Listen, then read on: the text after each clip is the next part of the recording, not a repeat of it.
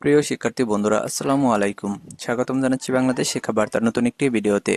2024 সালের এইচএসসি পরীক্ষার্থীদের জন্য ঢাকা শিক্ষা বোর্ডে একটি জরুরি নোটিশ প্রকাশ করেছে।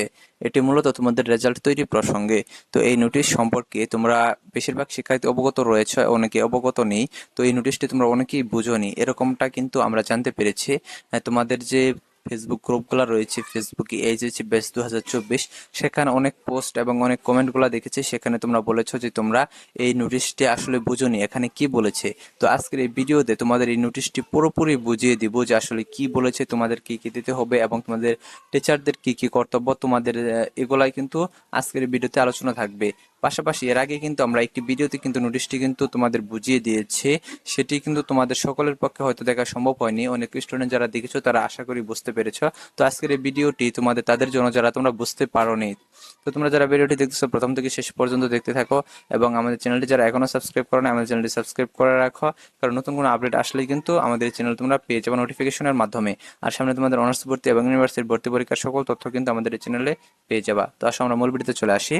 তো দেখতে পাচ্ছ যে এখানে নোটিশে কিন্তু 6টা পয়েন্ট রয়েছে। 6টা পয়েন্টের মধ্যে তোমাদের 2 এবং 3, 4 এই পয়েন্টগুলো কিন্তু তোমাদের ভালোভাবে লক্ষ্য রাখতে হবে, কারণ তোমাদের এইচএসসি 2024 ব্যাচের সাথে এই 3টা পয়েন্ট কিন্তু গভীরভাবে সম্পর্কিত। যদিও নোটিশটি প্রকাশ করা হয়েছে কিন্তু 3 তারিখে, এবং দেখতে পাচ্ছ এইচএসসি পরীক্ষা 2024 এর জরুরি বিজ্ঞপ্তি। তো দেখো, প্রথমে যেটি বলেছে যে 1 নম্বরে যেটি বলেছে সেটা হচ্ছে 1996 সালের পূর্বে এসএসসি পাশ করা প্রাইভেট পরীক্ষার্থীদের। এটা শুধুমাত্র 1996 এর আগে যেসব শিক্ষার্থীরা পাশ করেছিল প্রাইভেটে এবং এবার এইচএসসি পরীক্ষা দিচ্ছে তাদের জন্য, সেহেতু এটা কিন্তু তোমাদের কোনোভাবেই প্রয়োজন নেই। তো 2 নাম্বারটি দেখো, এটি তোমাদের জন্য প্রয়োজন। এখানে বলেছে এইচএসসি পরীক্ষা 2024 এর সমতুল্য সনদধারী পরীক্ষার্থীদের জেএসসি বা সমমান ক্ষেত্রে ক্ষেত্রে আহ, ও এসএসসি বা সমমান পরীক্ষার একাডেমিক ট্রান্সক্রিপ্ট বলতে তোমাদের যে নম্বরপত্র বোঝায়, এখানে দেখো স্ল্যাশ দিয়ে নম্বরপত্র দেওয়া হয়েছে। অর্থাৎ সেখানে কিন্তু তোমাদের মার্কস গ্রেড আকারে কিন্তু দেওয়া থাকে, যে তোমরা বাংলাতে A+ পেয়েছো, ইংরেজিতে A- পেয়েছো, তারপর গণিতে তোমরা পেয়েছো A, এরকম কিন্তু দেওয়া থাকে পুরো লিস্ট আকারে, ওইটার কথা বলা হয়েছে।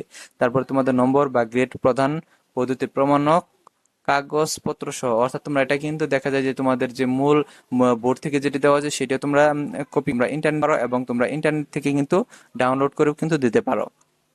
তো তারপর দেখো, ঢাকা শিক্ষা বোর্ডের সমতুল্য সনদ এবং এইচএসসি পরীক্ষা 2024 এর প্রবেশপত্রের ফটোকপি, অর্থাৎ সকলের তো প্রবেশপত্র অবশ্যই রয়েছে, সেটির ফটোকপি তোমাদের দিতে হবে। অধ্যক্ষ কর্তৃক সত্যায়ন করে মাধ্যমিক ও উচ্চ মাধ্যমিক শিক্ষা বোর্ড ঢাকা এর উচ্চ মাধ্যমিক পরীক্ষা শাখা হাতে জমা দিতে হবে। অর্থাৎ এটা তোমাদের শুধু তোমরা এই ডকুমেন্টস দুইটা নিয়ে তোমাদের কলেজে গিয়ে জমা দেবা, সেখানে আর তোমাদের কোনো কাজ নেই। সেটা কিন্তু তোমাদের টিচাররা, অর্থাৎ কলেজের অধ্যক্ষ রয়েছেন, তিনি কিন্তু সিগনেচার করে সেটি কিন্তু বোর্ডে জমা দিবেন। তোমাদের দায়িত্ব শুধু কলেজ পর্যন্ত পৌঁছে দেওয়া। তারপর 3 নম্বর যে অপশনটি রয়েছে সেটিতে বলা হয়েছে তোমরা কাদের কাদের এই ডকুমেন্টস গুলা জমা দিতে হবে।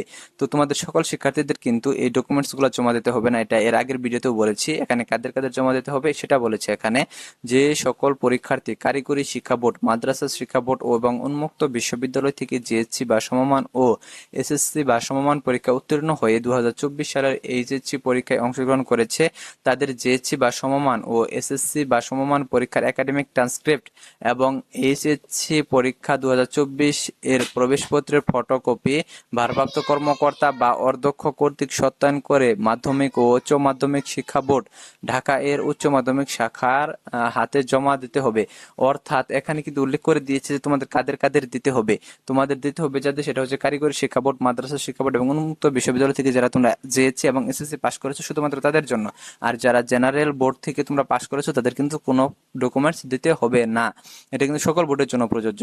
তারপরে 4 নাম্বার যেটি রয়েছে সেটা হচ্ছে যে আইসিটি প্র্যাকটিক্যালের কথা বলা হচ্ছে। তোমরা অনেকেই ভেবেছো যে সরাসরি গিয়ে আইসিটি প্র্যাকটিক্যাল পরীক্ষা দিতে হবে, না। তোমাদের আইসিটি প্র্যাকটিক্যালটা টিচাররা কিন্তু তোমাদের নাম্বারটা দিয়ে নিজেরাই কিন্তু সেটি পাঠিয়ে দিবে, এখানে তোমাদের কোনো কাজ নেই বা তোমাদের টেনশন করার কোনো কারণ নেই। আর 5 এবং 6 নাম্বারে যেটি বলা হয়েছে এখানে, এটা তোমাদের কলেজের কর্তৃপক্ষের কাজ, এখানেও তোমাদের কোনো কাজ নেই। এটিই হলো তোমাদের এই নোটিশের বিস্তারিত।